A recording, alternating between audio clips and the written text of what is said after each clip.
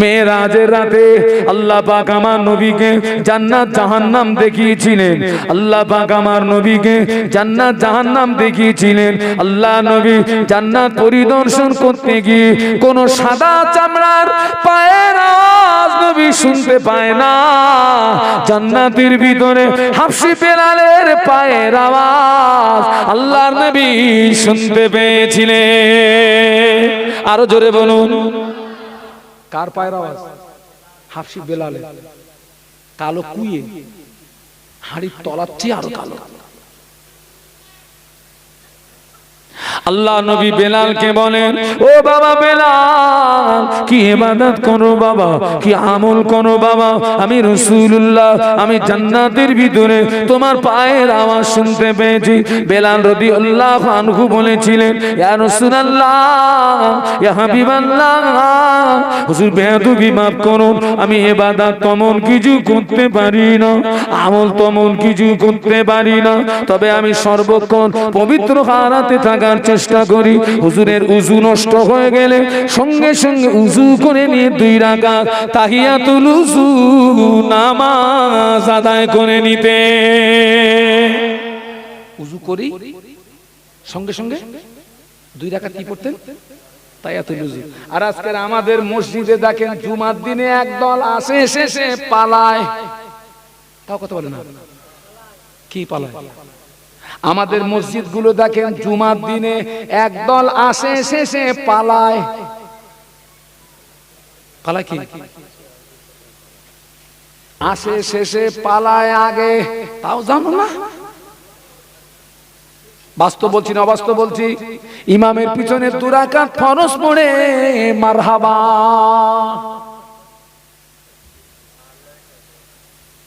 আমি জানি না ও রোগ আপনাদের এলাকায় এসছে কি? এসে গেছে? তাহলে এসে যখন গেছে তাহলে একবার সুবহানাল্লাহ বলে দেন। রোগ যেহেতু এসে গেছে, আহারে, তখন ইমামের খুতবা চলতেছে, ও তখন এসেছে।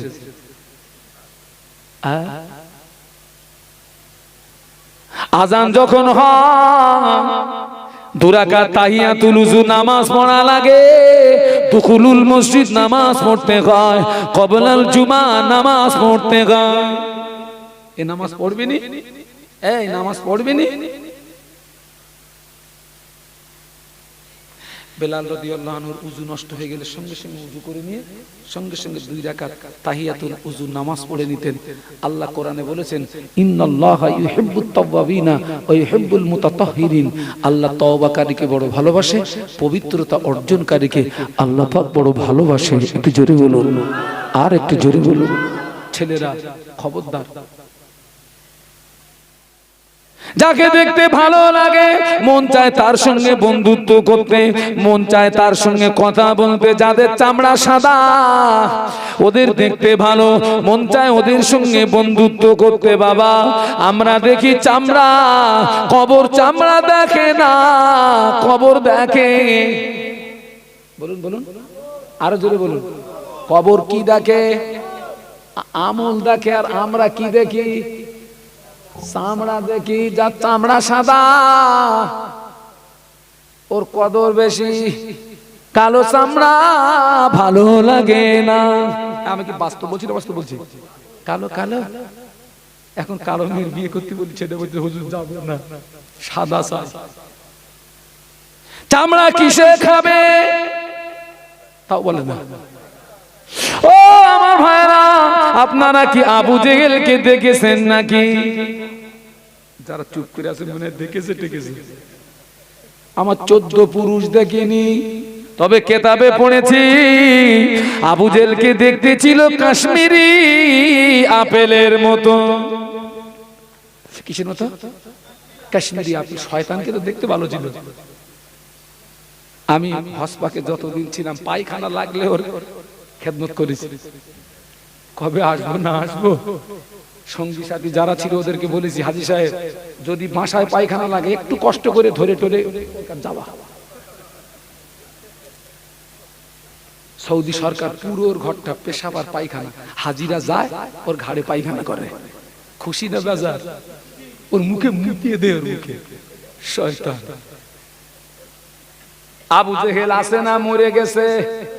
ও চাচা তো ভাই, মামা তো ভাই, ফুবু তো ভাই আজ জিন্দা হে, কিয়ামত তক জিন্দা রহেগা। আবু জাহালকে দেখতে ছিল কাশ্মীরি আপেলের মতো। হাবশি বেলাল, নবীর সাহাবী বেলাল, হাবশি বেলাল হুজুরকে দেখেছেন নাকি? কিতাবে পড়েছি হুজুরকে দেখতে ছিল কালো কয়লার মতো। কিসের মতো? দুটো মানুষের পার্থক্য আছে না নাই? কাশ্মীরি আপেল আবু জাহাল, আবু জাহাল হলো জাহান্নামের পোকা, আবু জাহাল হলো জাহান্নামের খোরা, আবু জাহাল হলো জাহান্নামের কীট। হাবশি বেলাল হলেন আল্লাহ পাকের জান্নাতেরই মেহমান। জোরে বলতে পারলেন না? আরো জোরে বলুন। চামড়াটা সাদা না কালো?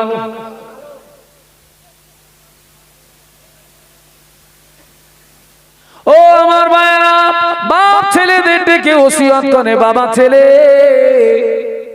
আমার মরণের পরে আমার গোসল দিয়ে কাপনের কাপড় পরিয়ে আমাকে জানাজা নামাজ পড়িয়ে আমাকে যখন কবরে রাখবি 3 মুঠো গুনে মাটি দিয়ে সবাই যখন চলে যাবে, বাবা বাবা আমার যে কবরে যে বাঁশ দিবি, আড়ে আড়ে যে বাঁশ দেয় ওগুলোকে কি বলে?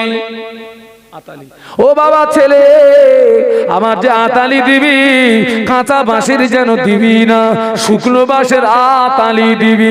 ছেলে বলে আব্বা জীবনে বহু ওসিয়ত শুনেছি, এরকম ওসিয়ত তো শুনিনি, শুকনো বাঁশের কেন? বলে বাবা ছেলে আলেম ওলামার জবান থেকে ওয়াজ শুনেছি, কবরে গেলে ফেরেশতা আসে 3টে প্রশ্ন করে। আমার কবরে যদি আসে আমি বলবো প্রশ্ন করার আগে উপরে তাকাও হয়ে গেছে। আরে ভাই, ফার্সিতে একটা শের আছে, জাবাল গারদাত জিবিল্লাত না গারদাত, এর বাংলা মানে হলো পাহাড় এক জায়গা থেকে সরে আর এক জায়গায় যাবে, এটা বিশ্বাস করা যায়, কিন্তু মানুষের স্বভাব পরিবর্তন হয় এটা বিশ্বাস করা। ও দুনিয়ায় চিটিংবাজি করেছে, একটা ভাষা বলতাম কিন্তু আর কবরে গেও তাই। ফেরেশতাকে বলবে তুমি দেখতে পাচ্ছ না শুকনো হয়ে গেছে, অন্যদিকে যাও। শয়তান কোথায়? ইবলিস। এদের দেখে ইবলিস বলে আল্লাহ তুমি আমার ইবলিস তৈরি করিস কেন? উরির বানাবো তো। এদের কাছ থেকে ইবলিস শিক্ষা নেয়, ইবলিস হেরে যায় ওদের কাছে।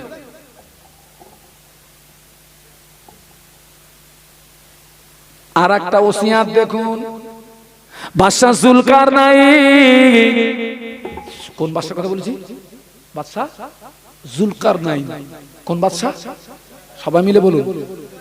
ভক্তদের ডেকে বললেন ও আমার ভক্তরা, বাবারা আমি ওসিয়ত করে যাচ্ছি, আমার ইন্তেকালের পরে আমার লাশ গোসল দিয়ে কাপনের কাপড় পরিয়ে আমাকে যখন কাপনের কাপড় পরাবি, আমার হাত দুটো যেন কাপনের কাপড়ের ভিতরে রাখবি না, আমার হাত দুটো কাপনের কাপড়ের বাইরে বার করে রাখবি।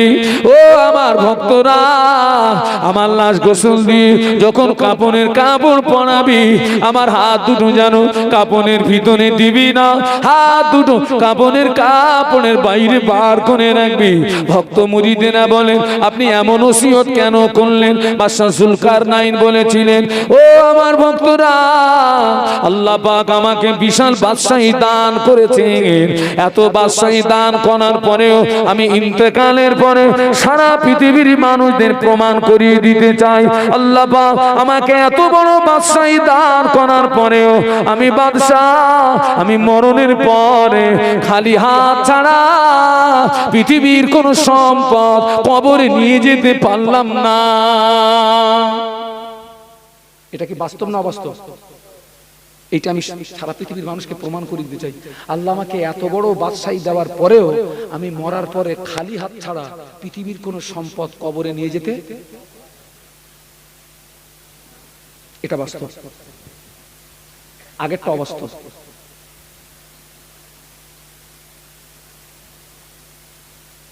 যা কামাই করবা সময়ের মূল্য দিয়ে এখান থেকে করো, সময় নষ্ট করবা নেকির চেয়ে গুনাহ বেশি হবে, মরবা আযাবে ভোগবা।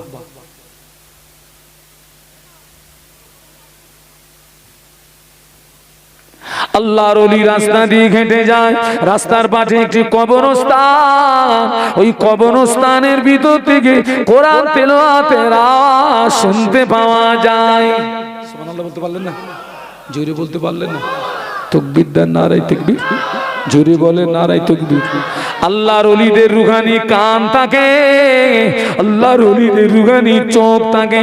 আল্লাহর ওলি রাস্তা দিয়ে হেঁটে যাচ্ছেন, পাশে একটা কবরস্থান, ওই কবরের ভিতর থেকে বাবা কোরআন তেলাওয়াতের আওয়াজ শুনতে পাওয়া যায়। আল্লাহর ওলি দাঁড়িয়ে গেলেন তো সারা রাত দাঁড়িয়ে গেলেন, সারা রাত কবরের ভিতর থেকে কোরআন তেলাওয়াতের আওয়াজ শুনতে পাওয়া যায়। সবে সাদেক হয়ে গেল, ফজর হয়ে গেল, আজান হয়ে গেল, আল্লাহর ওলির জবান থেকে একবার বেরিয়ে গেল সুবহানাল্লাহ। আল্লাহর ওলির জবান থেকে কি বেরিয়ে গেছে? আর জোরে বলুন। কবরের ভিতর থেকে আওয়াজ আসে, ও আল্লাহর ওলি, আমি সারা রাত ধরে যে কোরআন তেলাওয়াত করেছি, এই কোরআন তেলাওয়াতটা আপনি নিন। আপনি যে আমার কবরের পাশে দাঁড়িয়ে একবার সুবহানাল্লাহ বলেছেন, ওইটা আমাকে দিন। এই কথা বুঝবেন? কবরবাসী বলে, ও আল্লাহর ওলি, আমি সারা রাত ধরে কোরআন তেলাওয়াত করেছি কবরে শুয়ে শুয়ে, এই কোরআন তেলাওয়াতটা আপনি নিন। আপনি যে আমার কবরের পাশে দাঁড়িয়ে একবার সুবহানাল্লাহ পড়েছেন, ওইটা আমাকে দিন। কেননা আমি সারা রাত কবরের ভিতরে শুয়ে শুয়ে আমি কোরআন তেলাওয়াত করেছি। আল্লাহ পাক আমার নামায়ে আমলে কোনো সওয়াব দেয় না, আল্লাহ আমার নামায়ে আমলে কোনো নেকি দেয় না। আপনি আমার কবরের পাশে একবার সুবহানাল্লাহ বলার কারণে আল্লাহ পাক এত খুশি হয়ে গেলেন, আল্লাহ পাক এত রাজি হয়ে গেলেন। আল্লাহ পাক খুশি হয়ে রাজি হয়ে আসমান জমিনের মাঝখানে যতটা ফাঁকা জায়গা, এতটা সওয়াব আল্লাহ পাক আপনার নামায়ে আমলে দান করেছে।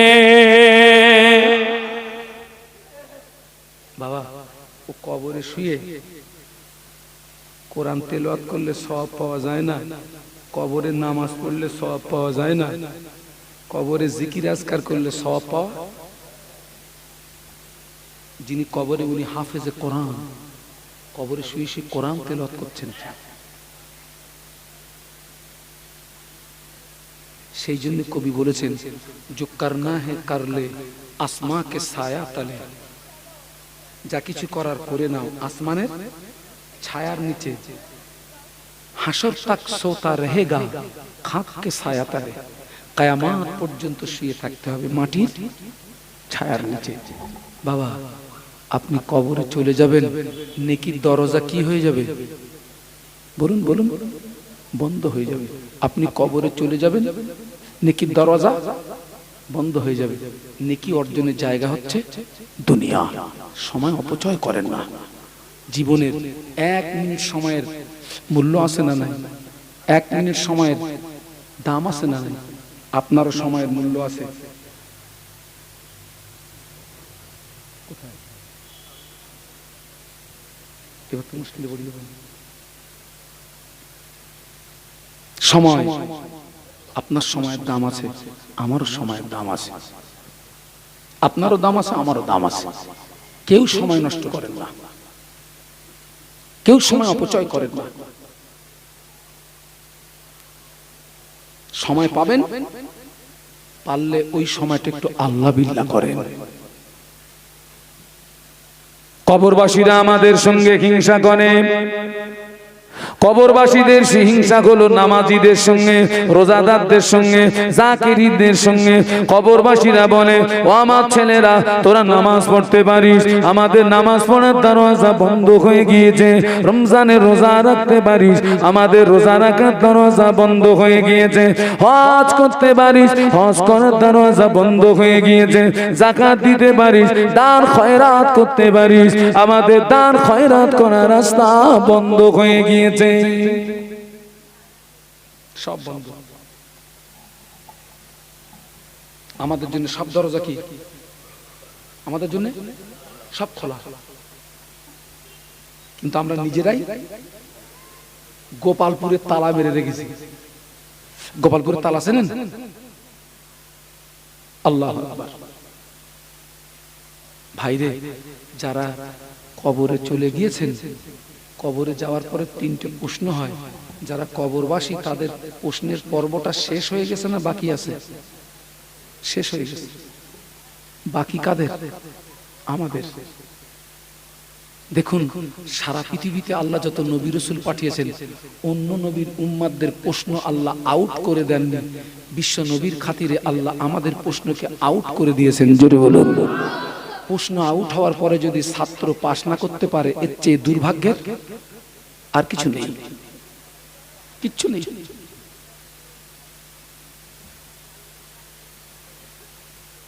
কাল কিয়ামতের মাঠে ময়দানে মাশারে আল্লাহ পাক নিজেই বিচারক হবেন। আল্লাহ পাক ইনসাফের পাল্লা খাড়া করবেন, পাপ নেকিকে মিজানের পাল্লায় ফেলে ওজন করবে। সুবহানাল্লাহ বলুন, আরো যদি বলুন। কে বিচার করবেন? নিজেই বিচারক হবেন। জাররা জাররা পরিমাণ হিসাব নেবে, ইনসাফের পাল্লা খাড়া করবেন।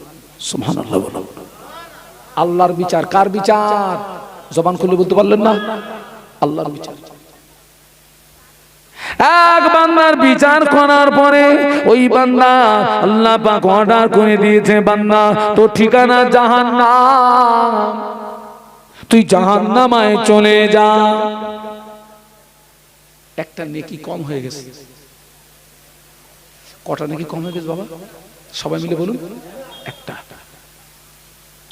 কিয়ামতের মাঠে কেউ আমাকে একটা নেকি দিয়ে সহযোগিতা করবে? ওই চার দোকানে তাদের সঙ্গে সময় কাটিয়েছিলেন, দেবে না? মাসায় যার স্ত্রী তার কাছে ভালো, স্বামী স্ত্রীর অনেক কথা হয়। অনেক সময় কিন্তু আমাদের স্ত্রীরা আমাদের সঙ্গে এরকম কথা অনেকে বলেই ফেলে, দেখো আমি তোমাকে এত ভালোবাসি, তোমার জন্য আমি জীবন দিয়ে দেবো। এরকম কথা হয় না? হয় না? টাটকা মিথ্যা কথা হয়, টাটকা মিথ্যা কথা।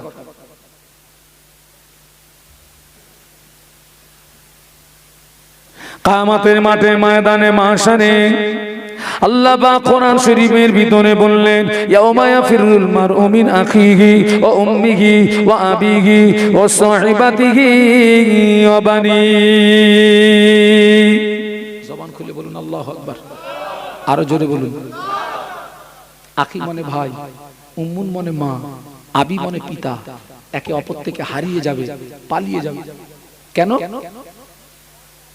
বাপ চিন্তা করবে ছেলে যদি আমার কাছে একটা নেকি চায়, মা চিন্তা করবে ছেলে যদি আমার কাছে নেকি চায়, ছেলে চিন্তা করবে বাপ যদি আমার কাছে নেকি চায়, বাবার দরকার নেই, পালা পালা। ও আল্লাহ পাক ওই বান্দা জাহান্নাম অর্ডার করে দিয়েছে।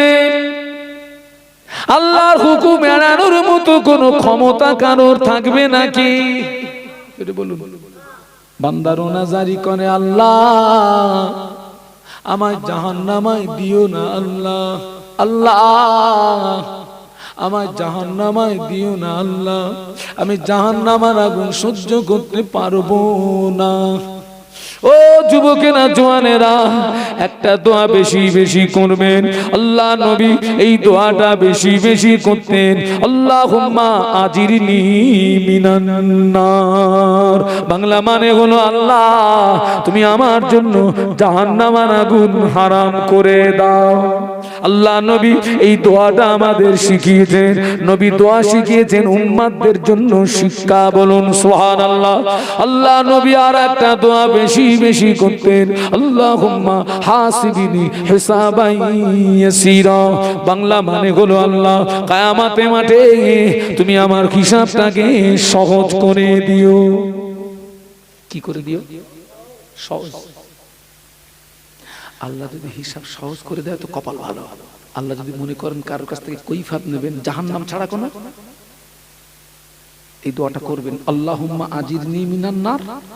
আর করবেন আল্লাহুম্মা হাসিবনি হিসাবান ইয়াসীরা। মিশকাত শরীফের একটা রিওয়ায়াত এসেছে, কেউ যদি মাগরিবের ফরজ নামাজ পড়ে 7 বার আল্লাহুম্মা আজিরনি মিনান নার পড়ে, মাগরিব থেকে ফজর পর্যন্ত আল্লাহ ওই ব্যক্তিকে জাহান্নামের ছাড়পত্র দান করে। জোরে বলতে পারলেন না? আবার এসছে কেউ যদি ফজরের ফরজ নামাজ পড়ে 7 বার আল্লাহুম্মা আজিরনি মিনান নার পড়ে নেয়, ফজর থেকে মাগরিব পর্যন্ত আল্লাহ ওই ব্যক্তিকে জাহান্নামের ছাড়পত্র দান করে। আল্লাহুম্মা হাসিবনি হিসাবে ইয়াসিরা, আরবিতে না বলতে পারলে দোয়া করবেন, আল্লাহ কিয়ামতের মাঠে তুমি আমার হিসাবটাকে সহজ করে দিও। কি করে দিও? সবাই মিলে বলুন, আল্লাহ কিয়ামতের মাঠে তুমি আমার হিসাবটাকে সহজ করে দিও। কাঁদবে, চোখের পানি ফেলে কাঁদবে। সহজ হিসাব কিরকম জানেন? কাল কিয়ামতের মাঠে ময়দানে মাশারে আল্লাহ পাক যার হিসাবকে সহজ করবেন বলে মনে করবেন, মনে করুন এইটা হাসরের ময়দান। আল্লাহ পাক ওই বান্দাকে এই জায়গা থেকে পর্দার আড়ালে ডেকে নিয়ে যাবে। সুবহানাল্লাহ বলবেন না? আরো জোরে বলুন। মনে করুন এটা হাসরের ময়দান। আল্লাহ এখানে ওর বিচার করবে না, ওকে ডেকে নিয়ে গোপন জায়গাতে নিয়ে যাবে। আল্লাহ পাক গোপন জায়গাতে বলবে, আয় আমার বান্দা, এই গুনাহটা করেছিলি বান্দা, এই অন্যায়টা করেছিলি বান্দা, এই অপরাধটা করেছিলি বান্দা।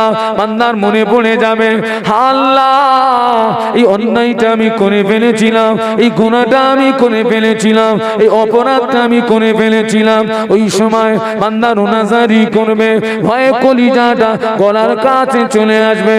আল্লাহ বলেন, ও আমার বান্দা, রোনাজারি করিস না বান্দা, কাঁদিস না বান্দা, রোনাজারি করিস না বান্দা। আমি আল্লাহ পাক আজকে দিনে তোকে গোপন জায়গাতে ডেকে এনেছি। ও আমার বান্দা, যা আজ হাসরের ময়দানে আমি আল্লাহ পাক তোর জীবনের আসমান সমূহ গুনাহগুলোকে আমি হাসরের ময়দানে আমি গোপনে গোপনে মাফ করে দিলাম।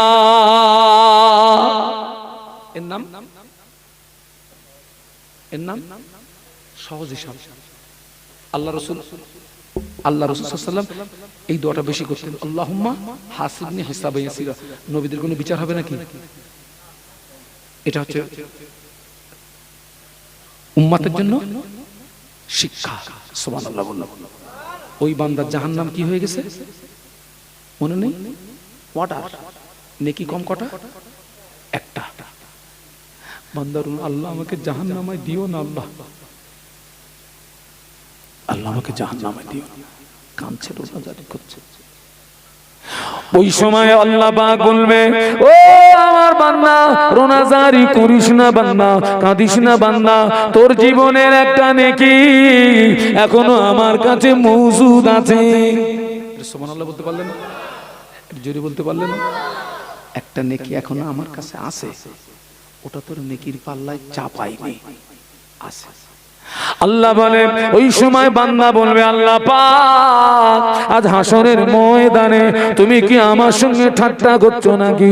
তুমি কি আমার সঙ্গে বিদ্রুপ করছো নাকি? না রে বান্দা, আমি আল্লাহ পাক তোর সঙ্গে ঠাট্টা করি না, তোর সঙ্গে বিদ্রুপ করি না।